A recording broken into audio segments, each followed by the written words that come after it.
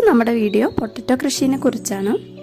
അപ്പോൾ നിങ്ങൾ ആദ്യമായിട്ടാണ് ഈ ചാനലിലേക്ക് വരുന്നതെങ്കിൽ welcome to my channel.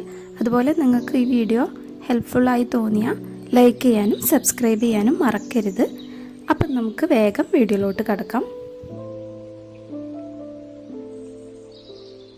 Potato എന്ന് പറയുന്നത് നമുക്ക് ഏത് സീസണിലും കൃഷി ചെയ്യാൻ പറ്റിയൊരു പച്ചക്കറിയാണ്.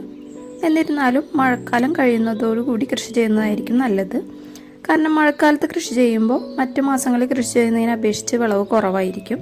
മാത്രമല്ല ചെടി ചീഞ്ഞു പോകാനുള്ള ചാൻസും കൂടുതലാണ്.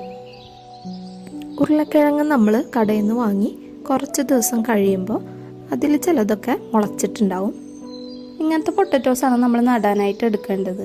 ഇനിയിപ്പോൾ മുളകൾ വന്നിട്ടില്ലെങ്കിൽ ചെറുതായിട്ട് നനവുള്ള ഒരു തുണി ഈ ഉരുളക്കിഴങ്ങിൻ്റെ മീതെ ഇട്ട് വെച്ചാൽ മതി. കുറച്ച് ദിവസം കഴിയുമ്പോൾ അതിൽ മുളകൾ വരും. പിന്നെ